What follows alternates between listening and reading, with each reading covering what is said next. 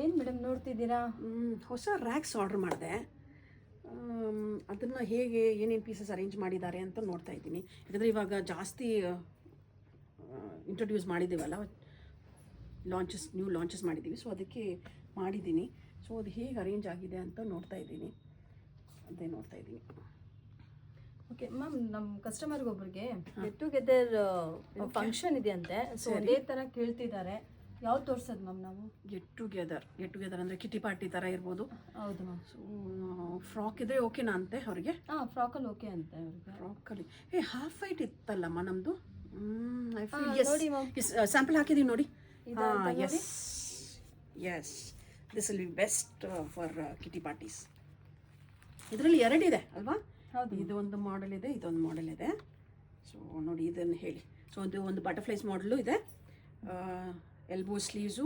ಇದರಲ್ಲಿ ಲೈನಿಂಗ್ ಬೇರೆ ಇದೆ, ಕೋರಾ ಕಾಟನಲ್ಲಿ, ಪ್ಯೂರ್ ಕಾಟನಲ್ಲಿ. ಮತ್ತು ಇದೊಂದಿದೆ.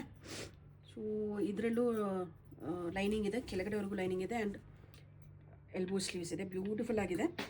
ಯಾವ್ಯಾವ ಸೈಜಸಲ್ಲಿ ಬೇಕಂತೆ ಅವ್ರಿಗೆ? ಎಲ್ಲ ಸೈಜಲ್ಲೂ ಬೇಕಂತೆ. ದೆನ್ ದಿಸ್ ಇಸ್ ಬೆಸ್ಟ್ ಅಮ್ಮ. ಯಾಕಂದರೆ ಇದು ಎಸ್ಸಿಂದ ಹಿಡಿದು 3XL ಈ ಮಾಡೆಲಲ್ಲೂ ಮತ್ತು ಈ ಮಾಡೆಲಲ್ಲೂ ಅವೈಲೇಬಲ್ ಇದೆ. ಸೊ ಇದು ಬೆಸ್ಟ್ ಆಪ್ಷನ್ನು.